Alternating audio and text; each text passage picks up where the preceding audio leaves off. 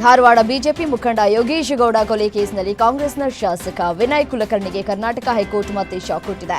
ವಿನಯ್ ಕುಲಕರ್ಣಿ ಜಾಮೀನು ಕೋರಿ ಹೈಕೋರ್ಟ್ನಲ್ಲಿ ಅರ್ಜಿ ಸಲ್ಲಿಸಿದ್ರು. ಆದರೆ ನ್ಯಾಯಮೂರ್ತಿ ಸುನೀಲ್ ದತ್ ಪೀಠವು ಜಾಮೀನು ಅರ್ಜಿಯನ್ನು ವಜಾಗೊಳಿಸಿದೆ. ಈ ಹಿನ್ನೆಲೆಯಲ್ಲಿ ವಿನಯ್ ಕುಲಕರ್ಣಿಗೆ ಜೈಲೇ ಗತಿಯಾಗಿದೆ. ಇದೀಗ ಹೈಕೋರ್ಟ್ ಹೇಳಿದಂತೆ ವಿನಯ್ ಕುಲಕರ್ಣಿ ಜಾಮೀನಿಗಾಗಿ ಸುಪ್ರೀಂ ಕೋರ್ಟ್ಗೆ ಅರ್ಜಿಯನ್ನು ಸಲ್ಲಿಸಬೇಕು. ಅಧಿಕಾರಿಗೆ ಧಮಕಿ ಹಾಕಿ ಅರೆಸ್ಟ್ ಆಗಿರುವಂತಹ ರಾಜೀವ್ ಗೌಡ ಕೇಸ್ ಪರಿಷತ್ನಲ್ಲೂ ಸದ್ದು ಮಾಡಿದೆ. ಅಧಿಕಾರಿಗಳಿಗೆ ರಕ್ಷಣೆ ಇಲ್ಲ, ಅಪಮಾನವಾಗ್ತಾ ಇದೆ ಅಂತ ಪರಿಷತ್ ಸದಸ್ಯೆ ಭಾರತಿ ಶೆಟ್ಟಿ ಪ್ರಶ್ನೆಯನ್ನ ಮಾಡಿದ್ರು. ಮಹಿಳಾ ಅಧಿಕಾರಿಗೆ ರಾಜೀವ್ ಗೌಡ ಕೆಟ್ಟದಾಗಿ ಮಾತನಾಡಿದ್ದಾರೆ. ಅಧಿಕಾರಿ ವೈಯಕ್ತಿಕವಾಗಿ ಕೇಸ್ ಕೂಡ ಹಾಕಿದ್ರು. ಪೊಲೀಸರು 3 ತಂಡ ಮಾಡಿ ಹುಡುಕಿದ್ರು. ಸೆಷನ್ಸ್ 79 ಯಾಕೆ ಹಾಕಿಲ್ಲ ಅಂತ ಹೇಳಿ ಕೋರ್ಟ್ ಕೇಳಿದೆ ಅಂತ ಆಕ್ರೋಶವನ್ನ ಹೊರಹಾಕಿದ್ರು. ಇದಕ್ಕೆ ಉತ್ತರಿಸಿದ ಸಚಿವ ಭೈರತಿ ಸುರೇಶ್, ರಾಜೀವ್ ಗೌಡನನ್ನ ಅರೆಸ್ಟ್ ಮಾಡಲಾಗಿದೆ ಎಂದರು. ಏಕಾಏಕಿ ಖಾಸಗಿ ಬಸ್ ಧಗಧಗನೆ ಹೊತ್ತಿ ಉರಿದಿರುವಂತಹ ಘಟನೆ ಶಿವಮೊಗ್ಗದ ಹೊಸನಗರ ತಾಲೂಕಿನ ಅರಸಾಳು ಸೂಡೂರು ಗೇಟ್ ಬಳಿ ನಡೆದಿದೆ. ಬಸ್ನಲ್ಲಿ ಇದ್ದಂತಹ 40 ಜನ ಪ್ರಯಾಣಿಕರು ಪ್ರಾಣಾಪಾಯದಿಂದ ಪಾರಾಗಿದ್ದಾರೆ. ಅನ್ನಪೂರ್ಣೇಶ್ವರಿ ಟ್ರಾವೆಲ್ಸ್ನ ಸ್ಲೀಪರ್ ಬಸ್ ಅಂತ ಹೇಳಿ ಗುರುತಿಸಲಾಗಿದೆ. ಬಸ್ಗೆ ಬೆಂಕಿ ಕಾಣಿಸಿಕೊಂಡ ಕೂಡಲೇ ಪ್ರಯಾಣಿಕರು ತಕ್ಷಣವೇ ತುರ್ತು ನಿರ್ಗಮನ ಡೋರ್ ಹಾಗೂ ವಿಂಡೋ ಮುಖಾಂತರ ಹೊರಬಂದಿದ್ದಾರೆ. ಅವಘಡದಲ್ಲಿ ಬಸ್ ಡ್ರೈವರ್, ಕ್ಲೀನರ್ ಹಾಗೂ 5-6 ಪ್ರಯಾಣಿಕರಿಗೂ ಸಣ್ಣಪುಟ್ಟ ಗಾಯವಾಗಿದ್ದು ಮೆಗಾನ್ ಆಸ್ಪತ್ರೆಗೆ ದಾಖಲಿಸಲಾಗಿದೆ. ಘಟನೆಗೆ ಸಂಬಂಧಪಟ್ಟಂತೆ ರಿಪ್ಪನ್ಪೇಟೆ ಪೊಲೀಸ್ ಠಾಣೆಯಲ್ಲಿ ಪ್ರಕರಣ ದಾಖಲಾಗಿದೆ.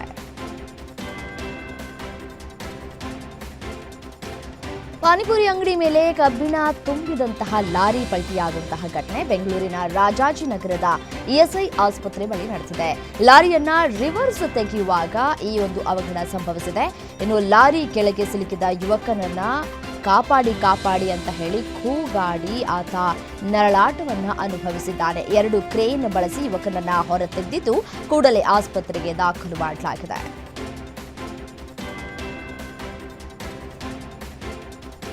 ವಿಜಯಪುರ ಬಳಿಕ ಬೆಂಗಳೂರಲ್ಲೂ ಜ್ಯುವೆಲರಿ ಶಾಪ್ನಲ್ಲಿ ದರೋಡೆ ನಡೆದಿರುವಂತಹ ಘಟನೆ ನಡೆದಿದೆ. ದಾಸನಪುರದ ರಾಮದೇವ್ ಜ್ಯುವೆಲರಿ ಶಾಪ್ನಲ್ಲಿ ಗನ್ ತೋರಿಸಿ ಚಿನ್ನಾಭರಣವನ್ನು ದೋಚಿ ಆರೋಪಿಗಳು ಪರಾರಿಯಾಗಿದ್ದಾರೆ. ಬೈಕ್ನಲ್ಲಿ ಬಂದಿದ್ದಂತಹ 3 ದುಷ್ಕರ್ಮಿಗಳಿಂದ ಕೃತ್ಯ ನಡೆದಿದ್ದು 30 ಗ್ರಾಂ ಚಿನ್ನಾಭರಣ, 50,000 ನಗದು ದೋಚಿ ಎಸ್ಕೇಪ್ ಆಗಿದ್ದಾರೆ. ಘಟನೆಗೆ ಸಂಬಂಧಪಟ್ಟಂತೆ ಮಾದನಾಯಕನಹಳ್ಳಿ ಪೊಲೀಸ್ ಠಾಣೆಯಲ್ಲಿ ಪ್ರಕರಣ ದಾಖಲಾಗಿದೆ.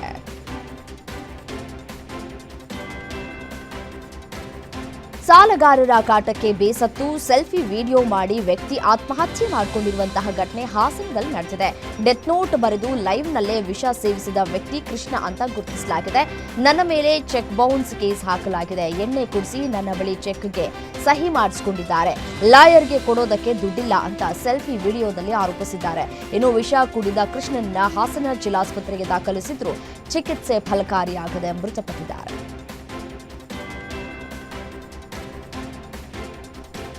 ಕೆಎಸ್ಆರ್ಟಿಸಿ ಬಸ್ ಬೈಕ್ಗೆ ಡಿಕ್ಕಿಯಾಗಿ 2 ವಿದ್ಯಾರ್ಥಿಗಳು ಮೃತಪಟ್ಟಿರುವಂತಹ ಘಟನೆ ಬಳ್ಳಾರಿಯ ಸಿರುಗುಪ್ಪ ಪಟ್ಟಣದ ಸರ್ಕಾರಿ ಕಾಲೇಜ್ ಬಳಿ ನಡೆದಿದೆ. ಕುರುವಳ್ಳಿ ಗ್ರಾಮದ ಶಿವಲಿಂಗಮ್ಮ, ಅಭಿ ಸಾವನ್ನಪ್ಪಿದಂತಹ ವಿದ್ಯಾರ್ಥಿಗಳು ಅಂತ ಗುರುತಿಸಲಾಗಿದೆ. ಶಿವಲಿಂಗಮ್ಮ BA ಓದ್ತಾ ಇದ್ದು, ಅಭಿ ಡಿಪ್ಲೊಮಾ ವ್ಯಾಸಂಗವನ್ನು ಮಾಡ್ತಾ ಇದ್ದ ಅಂತ ತಿಳಿದು ಬಂದಿದೆ. ಈ ಕುರಿತು ಸಿರುಗುಪ್ಪ ಪೊಲೀಸ್ ಠಾಣೆಯಲ್ಲಿ ಪ್ರಕರಣ ದಾಖಲಾಗಿದೆ.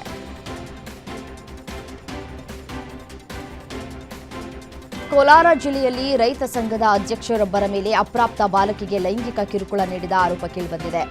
ಈ ಹಿನ್ನೆಲೆ ಬಂಗಾರಪೇಟೆ ಪೊಲೀಸರು ಆತನನ್ನು ಬಂಧಿಸಿದ್ದಾರೆ. 14 ವರ್ಷದ ಬಾಲಕಿಗೆ ಲೈಂಗಿಕ ಕಿರುಕುಳ ನೀಡಿ ಆಕೆಯನ್ನ 4 ತಿಂಗಳ ಗರ್ಭಿಣಿಯನ್ನಾಗಿ ಮಾಡಿರುವಂತಹ ಆರೋಪ ರೈತ ಸಂಘದ ಜಿಲ್ಲಾ ಅಧ್ಯಕ್ಷ ರಾಮೇಗೌಡ ಮೇಲೆ ಕೇಳಿಬಂದಿದೆ.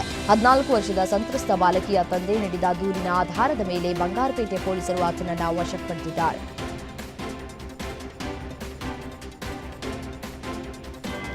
ಶಿವಮೊಗ್ಗದ ವಿದ್ಯಾನಗರದಲ್ಲಿರುವಂತಹ ಆಹಾರ ಪದಾರ್ಥಗಳ ಗೋಡೌನ್ ಮೇಲೆ ಅಧಿಕಾರಿಗಳ ತಂಡ ದಿಢೀರ್ ದಾಳಿ ನಡೆಸಿದೆ. ಈ ವೇಳೆ ಅವಧಿ ಮೀರಿದ ಭಾರೀ ಪ್ರಮಾಣದ ತಿಂಡಿ ತಿನಿಸು ಪತ್ತೆಯಾಗಿದೆ. ಈ ಗೋಡೌನ್ನಲ್ಲಿ ಅವಧಿ ಮುಗಿದಿದ್ರೂ ರಾಶಿ ತಿಂಡಿ ಪ್ಯಾಕೆಟ್ಗಳನ್ನು ಸಂಗ್ರಹಿಸಿ ಇಡಲಾಗಿತ್ತು. ಇದನ್ನ ಕಂಡಂತಹ ಅಧಿಕಾರಿಗಳ ತಂಡ ಆಹಾರ ಪದಾರ್ಥಗಳನ್ನು ವಶಕ್ಕೆ ಪಡೆದು ನಾಶ ಮಾಡಿದ್ದಾರೆ. ಗೋಡೌನ್ ಮಾಲೀಕನ ವಿರುದ್ಧ ಪ್ರಕರಣವನ್ನು ದಾಖಲಿಸಿ ನೋಟಿಸ್ ಅನ್ನು ಜಾರಿ ಮಾಡಲಾಗಿದೆ. ಕಾಲುವೆಯಲ್ಲಿ ಈಜೋದಕ್ಕೆ ಹೋಗಿ ಯುವಕ ಮೃತಪಟ್ಟಿರುವಂತಹ ಘಟನೆ ಯಾದಗಿರಿಯ ಸುರಪುರ ತಾಲೂಕಿನ ನಾರಾಯಣಪುರ ಎಡದಂಡೆ ಕಾಲುವೆಯಲ್ಲಿ ನಡೆದಿದೆ.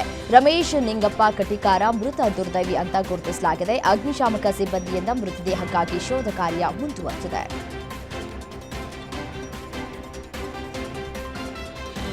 ಭದ್ರಾವತಿ ತಾಲೂಕಿನ ಅರಳಿಹಳ್ಳಿ ಸರ್ಕಾರಿ ಶಾಲೆಯ 53 ಮಕ್ಕಳಲ್ಲಿ ಏಕಾಏಕಿ ಹೊಟ್ಟೆ ನೋವು, ವಾಂತಿ ಕಾಣಿಸಿಕೊಂಡ ಘಟನೆ ನಡೆದಿದೆ. ಮಕ್ಕಳನ್ನ ಸಾರ್ವಜನಿಕ ಆಸ್ಪತ್ರೆಗೆ ದಾಖಲು ಮಾಡಲಾಗಿದ್ದು ಚಿಕಿತ್ಸೆ ನೀಡಲಾಗ್ತಾ ಇದೆ. ಮಧ್ಯಾಹ್ನ ಊಟದ ಬಳಿಕ ಮಕ್ಕಳಲ್ಲಿ ಹೊಟ್ಟೆ ನೋವು ಕಾಣಿಸಿಕೊಂಡಿದೆ. ತಕ್ಷಣವೇ ಶಿಕ್ಷಕರು ಮತ್ತು ಪೋಷಕರು ಮಕ್ಕಳನ್ನ ಆಸ್ಪತ್ರೆಗೆ ಕರೆತಂದಿದ್ದಾರೆ. ಚಿಕಿತ್ಸೆ ಮುಂದುವರೆದಿದ್ದು ಮಕ್ಕಳಿಗೆ ಯಾವುದೇ ಅಪಾಯವಿಲ್ಲ ಅಂತ ಹೇಳಿ ವೈದ್ಯರು ಮಾಹಿತಿಯನ್ನು ನೀಡಿದ್ದಾರೆ.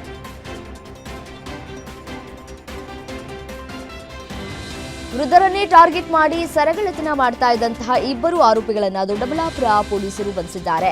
ಶ್ರೀನಿವಾಸ ಮೂರ್ತಿ, ವೆಂಕಟೇಶ್ ಬಂಧಿತ ಆರೋಪಿಗಳಾಗಿದ್ದು 40 ಗ್ರಾಂ ಚಿನ್ನವನ್ನು ವಶಕ್ಕೆ ಪಡೆದುಕೊಳ್ಳಲಾಗಿದೆ. ವಿವಿಧ ಠಾಣಾ ವ್ಯಾಪ್ತಿಯ ಕೇಸ್ಗಳಲ್ಲಿ ಆರೋಪಿಗಳು ಬೇಕಾಗಿದ್ದರೂ ಕಳ್ಳರನ್ನ ಬಂಧಿಸಿ ಮಾಲೀಕರಿಗೆ ಚಿನ್ನಾಭರಣವನ್ನು ವಾಪಸ್ ನೀಡಿದ್ದಾರೆ ಪೊಲೀಸರು.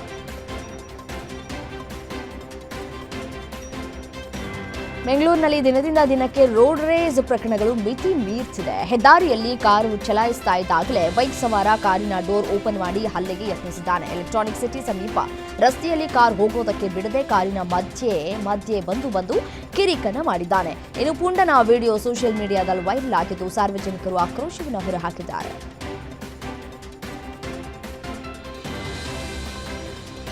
ಬೆಂಗಳೂರಿನಲ್ಲಿ ಅನಧಿಕೃತ ಕ್ಲಿನಿಕ್ಗಳ ಸಂಖ್ಯೆ ಮಿತಿ ಮೀರ್ತಾ ಇದೆ. ಕೆಪಿಎಂಎ ಅನುಮತಿ ಪಡೆಯದೆ ರಾಜಾರೋಷವಾಗಿ ಕ್ಲಿನಿಕ್ಗಳು ನಡೀತಾ ಇದ್ರೂ ಸಂಬಂಧಪಟ್ಟಂತಹ ಅಧಿಕಾರಿಗಳು ಗಾಢ ನಿದ್ರೆಯಲ್ಲಿದ್ದಾರೆ.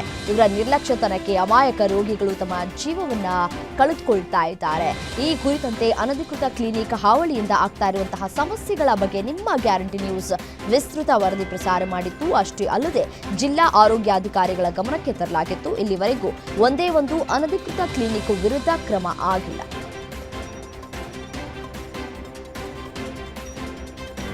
ಕಾಫಿನಾಡು ಚಿಕ್ಕಮಗಳೂರಿನ ದತ್ತಪೀಠದಲ್ಲಿ ಮಾಂಸ ಆಯಿತು. ಇದೀಗ ಮುಳ್ಳಯ್ಯನಗಿರಿಯ ಮುಳ್ಳಪ್ಪ ಸ್ವಾಮಿಯ ಗದ್ದುಗೆ ಮೇಲೆ ಚಪ್ಪಲಿ ಧರಿಸಿ ಓಡಾಡಿದ ಪ್ರವಾಸಿಗರ ವಿರುದ್ಧ ಭಕ್ತರು ಕಿಡಿಕಾರ್ತಾ ಇದ್ದಾರೆ. ಚಪ್ಪಲಿ ಹಾಕೋದ್ರ ಜೊತೆ ಎಲ್ಲಂದರಲ್ಲಿ ಉಗಿಯೋದು, ದೇವರಿಗೆ ಮಾಡುವ ಅಪಚಾರ, ಧಾರ್ಮಿಕ ಭಾವನೆಯ ಜೊತೆಗೆ ಹುಡುಗಾಟ ಆಡುವುದು ಸರಿಯಲ್ಲ ಅಂತ ಹೇಳಿ ಆಕ್ರೋಶವನ್ನು ಹೊರಹಾಕಲಾಗ್ತಾ ಇದೆ. 2026ರ ಕೇಂದ್ರ ಬಜೆಟ್ ಮಂಡನೆಗೆ ದಿನಗಣನೆ ಶುರುವಾಗಿದೆ. ಸತತ 8ನೇ ಬಾರಿ ಬಜೆಟ್ ಮಂಡನೆ ಮಾಡಿರುವ ಹಣಕಾಸು ಸಚಿವೆ ನಿರ್ಮಲಾ ಸೀತಾರಾಮನ್ ಫೆಬ್ರವರಿ 1 ಭಾನುವಾರ 9ನೇ ಬಜೆಟ್ ಮಂಡನೆಯನ್ನು ಮಾಡಲಿದ್ದಾರೆ. ಬಜೆಟ್ ಮಂಡನೆ ಹಿನ್ನೆಲೆಯಲ್ಲಿ ನಿರ್ಮಲಾ ಸೀತಾರಾಮನ್ ಅವರು ಹಲವಾರು ಕಾರ್ಯಕ್ರಮವನ್ನು ನಡೆಸಿಕೊಟ್ಟರು. ಸಚಿವಾಲಯದ ಎಲ್ಲಾ ಇಲಾಖೆಗಳ ಕಾರ್ಯದರ್ಶಿಗಳು ಮತ್ತು ಬಜೆಟ್ ತಯಾರಿಕೆಯಲ್ಲಿ ಹಿರಿಯ ಅಧಿಕಾರಿಗಳು ಕೂಡ ಇದ್ದರು. ಹಣಕಾಸು ಸಚಿವರು ಬಜೆಟ್ ಮುದ್ರಣಾಲಯಕ್ಕೆ ಪ್ರವಾಸ ಕೈಗೊಂಡು ಸಿದ್ಧತೆಗಳನ್ನು ಪರಿಶೀಲಿಸಿದರು ಮತ್ತು ಇಡೀ ಬಜೆಟ್ ತಂಡಕ್ಕೆ ತಮ್ಮ ಶುಭಾಶಯಗಳನ್ನು ತಿಳಿಸಿದರು. ಬಜೆಟ್ ಅಧಿವೇಶನದ ಮೊದಲ ಹಂತವು ಇಂದು ಪ್ರಾರಂಭವಾಗಲಿದ್ದು ಹಣಕಾಸು ಸಚಿವೆ ನಿರ್ಮಲಾ ಸೀತಾರಾಮನ್ ಫೆಬ್ರವರಿ 1ರಂದು ಸಂಸತ್ತಿನಲ್ಲಿ ಕೇಂದ್ರ ಬಜೆಟ್ ಮಂಡಿಸಲಿದ್ದಾರೆ. ಈ ಕುರಿತು ಕೇಂದ್ರ ರಕ್ಷಣಾ ಸಚಿವ ರಾಜನಾಥ್ ಸಿಂಗ್ ಅಧ್ಯಕ್ಷತೆಯಲ್ಲಿ ಸರ್ವಪಕ್ಷ ಸಭೆ ಕರೆಯಲಾಗಿತ್ತು. ಈ ವರ್ಷ ಭಾರತದ ಇತಿಹಾಸದಲ್ಲಿ ಇದೇ ಮೊದಲ ಬಾರಿಗೆ ಕೇಂದ್ರ ಬಜೆಟ್ ಅನ್ನು ಭಾನುವಾರದಂದು ಮಂಡಿಸಲಾಗುವುದು. ಫೆಬ್ರವರಿ 1ರಂದು ಸಂಸತ್ ಹೇಗೆ ಸುಗಮವಾಗಿ ಕಾರ್ಯನಿರ್ವಹಿಸಬಹುದು ಎಂಬುದರ ಕುರಿತು ಚರ್ಚಿಸುವುದಕ್ಕೆ ಇಂದು ಸರ್ವಪಕ್ಷ ಸಭೆಯನ್ನ ನಡೆಸಲಾಯಿತು. ಭಾರತೀಯರಿಗೆ ಮತ್ತೊಂದು ಗುಡ್ ನ್ಯೂಸ್ ಸಿಕ್ಕಿದೆ. ಇನ್ನು ಮುಂದೆ ನೀವು ಕುಡಿಯೋ ವೈನ್, ಕಾಸ್ಟ್ಲಿ ಕಾರ್ಗಳ ಬೆಲೆ ಕಡಿಮೆಯಾಗಲಿದೆ. 18 ವರ್ಷಗಳ ನಂತರ ಭಾರತ ಮತ್ತು ಐರೋಪ್ಯ ಒಕ್ಕೂಟದ ಮುಕ್ತ ವ್ಯಾಪಾರ ಒಪ್ಪಂದದ ಕನಸು ನನಸಾಗಿದೆ.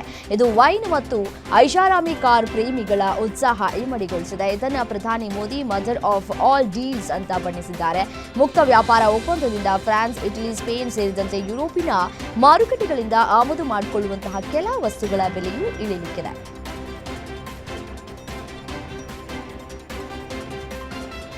ಭಾರತ ಮತ್ತು ಯುರೋಪಿಯನ್ ಯೂನಿಯನ್ ಮುಕ್ತ ವ್ಯಾಪಾರ ಒಪ್ಪಂದವನ್ನು ಪ್ರಧಾನಿ ನರೇಂದ್ರ ಮೋದಿ ಶ್ಲಾಘಿಸಿದ್ದಾರೆ. ಬೃಹತ್ ಒಪ್ಪಂದವು ಜಾಗತಿಕ ಜಿಡಿಪಿ ಸುಮಾರು 25% ಉತ್ಪಾದನಾ ವಲಯ ಮತ್ತು 2 ದೊಡ್ಡ ಆರ್ಥಿಕತೆಗಳ ನಡುವೆ ಬೆಂಬಲ ಸೇವೆಗಳನ್ನು ಹೆಚ್ಚಿಸುತ್ತದೆ. ಭಾರತ EU ವ್ಯಾಪಾರ ಒಪ್ಪಂದವನ್ನು ಜಗತ್ತಿನಾದ್ಯಂತ ಅನೇಕರು ಮದರ್ ಆಫ್ ಆಲ್ ಡೀಲ್ಸ್ ಅಂತ ನೋಡ್ತಾ ಇದ್ದಾರೆ. ಇದು ಎರಡೂ ಕಡೆಯ ವ್ಯಾಪಾರಗಳು ಮತ್ತು ಜನರಿಗೆ ಪ್ರಮುಖ ಅವಕಾಶಗಳನ್ನು ಸೃಷ್ಟಿಸ್ತಾ ಇದೆ ಅಂತ ಪ್ರಧಾನಿ ತಿಳಿಸಿದ್ದಾರೆ.